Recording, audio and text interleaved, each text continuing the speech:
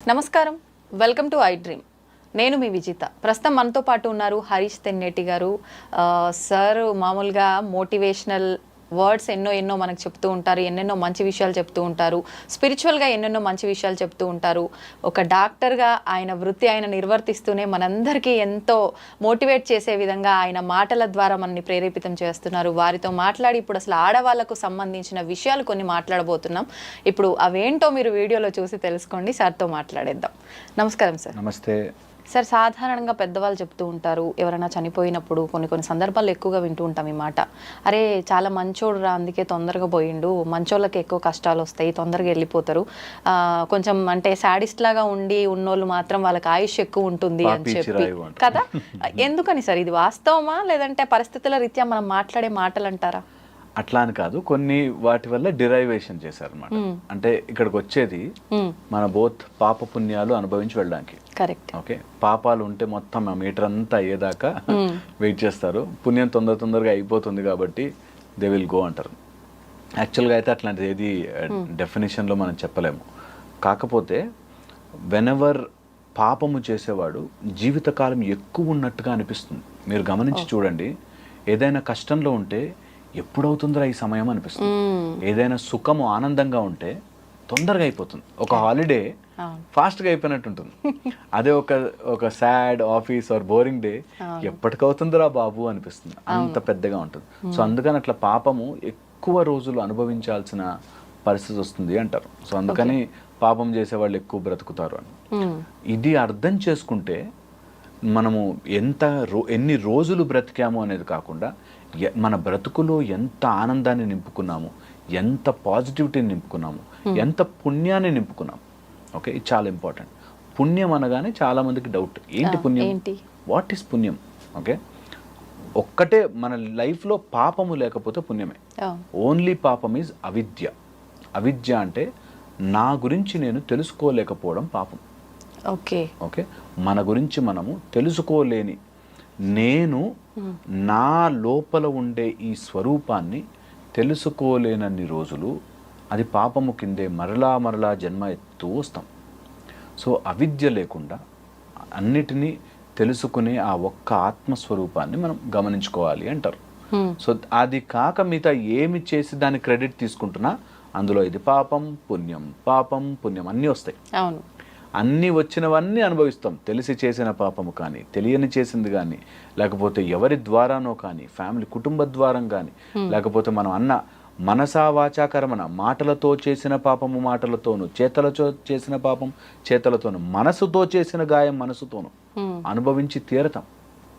Okay, that is how you come back.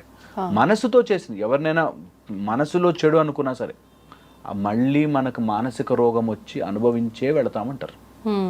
So అందుకని మనం కూడా అలా కూర్చుని ఆలోచిస్తాం అంతే, అయ్యో వాడు ఎందుకు ఇలా అన్నాడు అని. అవన్నీ మానసికంగా కర్మ ఫలితం అనుభవించడానికి అంతా. కొన్నిసార్లు అంటే పాపానికి ప్రక్షాళన ఉంటుంది అంటారు కదా, మరి నిజంగా అలా ప్రక్షాళన ఉంటే మళ్ళీ ఎందుకు అనుభవిస్తున్నామంటారు? పాపానికి ప్రక్షాళనకి కొన్ని రూల్స్ మెథడ్స్ చెప్పారు. దట్ మీన్స్ నువ్వు లోపల నుంచి క్లియర్ అయిపోయి ఆ పాప ప్రక్షాళన చేసుకోవడానికి.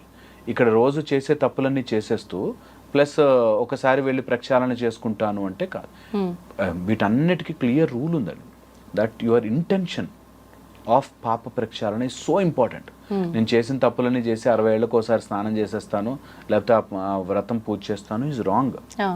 మనకి పాప ప్రక్షాళన అంటే తెలియక కొన్ని మనకి చేస్తాం. అది భౌతిక విషయాలు కానీ, ఆధ్యాత్మిక విషయాల్లో కానీ, ఇలాగ మనం కొన్ని తెలియని పాపములు జరుగుతాయి. కాబట్టి అలాంటి వాటికి ప్రక్షాళన. ఒక్కసారి మనకి ప్రారంధంలోకి వచ్చాక అది అనుభవించే తీరుతాం. అందులో కొంత ఉపశమనం మనకి ఋషులు మునులు వీళ్ళంతా తపస్సు చేసి ఇవే అడుగుతారు. మానవ జాతి చాలా బాధలు పడుతుందండి, ఏదైనా చెప్పు అంటే మనకి ఒక సత్యనారాయణ స్వామి వ్రతం వచ్చినట్టు. సరే మనుషులు బాధపడుతున్నారు, ఏం చేయాలి అని అడిగితే ఒక వ్రతం చేసుకుంటారా, ఓ మంచి మార్గంలో ఉండండిరా, నలుగురికి దానం చేయండిరా, లేనివాడికి తిండి పెట్టండిరా, నీకు అన్ని దానాల్లోకెల్లా అన్నదానం చాలా గొప్పది, తినిపించండిరా.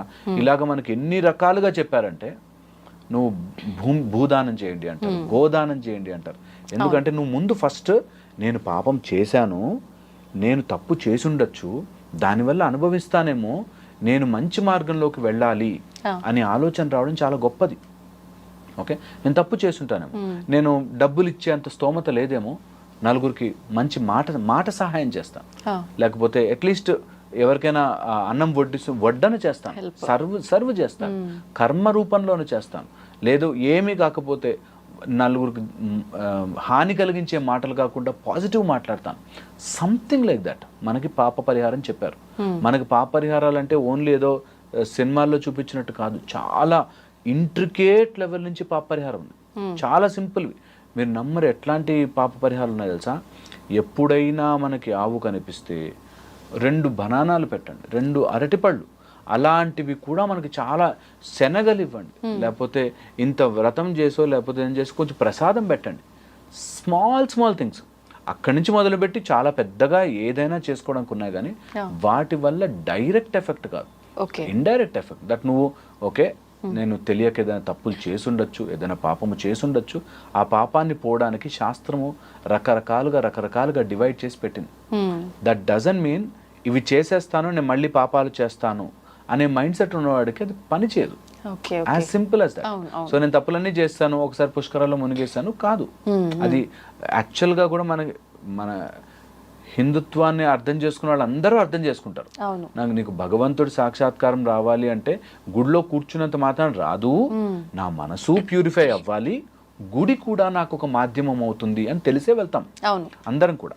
సో అందుకని పాప పుణ్యాలు ఏది లెక్క వేసుకున్నా కూడా నువ్వు ప్రక్షాళన ఆర్ ఏదైనా దాన్ని చేసుకోవాలి అనుకుంటే యువర్ థాట్ ప్రాసెస్, యువర్ లోపల నుంచి నీ ఇంటెన్షన్ అంతా మారుతూ పరిహారం కూడా చేసుకుంటే నీ లోపల ఒక క్లెన్సింగ్ స్టార్ట్ అయ్యి మంచి బుద్ధి వస్తుంది. ఓకే, ఇవంతా లెక్క క్యాలిక్యులేషన్ అంతా కూడా 4కి డివిజనే. మనస్సుని కరిగించుకోవడం ఆర్ స్ట్రీమ్ లైన్ చేసుకోవడం, దేని ద్వారా, బుద్ధి ద్వారా, మన ఇంటెలిజెన్స్ తోనే నేను తప్పు చేసుండానేమో, నేను సూపర్ తెలివైన అనుకుని చాలా మందిని తిట్టుంటాను, వాటి నుంచి ప్రక్షాళన. దీంతో పాటు మన లోపల ఉండే ఈగో, అహంకారం, ఆ అహంకారాన్ని మనం స్లోగా తగ్గించుకుని నేను మనిషినే, నేను తప్పులు చేసుంటాను, నేను పాపాలు చేసుంటాను, నేను ఎంతమందినో బాధ పెట్టుంటాను, ఈ జన్మలో బాధ పెట్టకపోవచ్చేమో కానీ పెట్టుంటాను అని చెప్పి మనం తెలుసుకోవడం. వీటన్నిటిని చేస్తే ఆ చిత్తము కర్మబంధం నుంచి కర్మబంధం కరగడం స్టార్ట్ అయ్యి చిత్తము ఆత్మగా ఎవల్యూట్. అది తెలిసిన రోజున ఎవ్రీథింగ్ ఇస్ బ్యూటిఫుల్. ఎంత బాగుంటుందో, ఏది అంటదు, ఏది నిష్కామంగా ఏది చేస్తామో అది మనకు అంటదు, అంతా భగవంతుడి పాదాల మీదకి వెళ్ళిపోతుంది.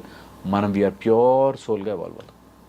సోల్ కూడా మనకి ఏదో ఇంగ్లీష్ మాట చెప్పాలని కానీ ఆత్మస్వరూపం ఎంత బ్యూటిఫుల్గా ఉంటుందో అంత బ్యూటిఫుల్. ఇదే మనకి ప్రాసెస్. ఒక గుడికి వెళ్ళినా, ప్రదక్షిణాలు చేసినా, దండం పెట్టినా, గంట కొట్టినా, ఏది చేసినా ఇదే ప్రాసెస్. లోపల నుంచి ప్యూరిఫై అవుతున్నా. That's the method. అది ట్రై చేసుకోవాలి everyone. Thank you sir, thank you very much.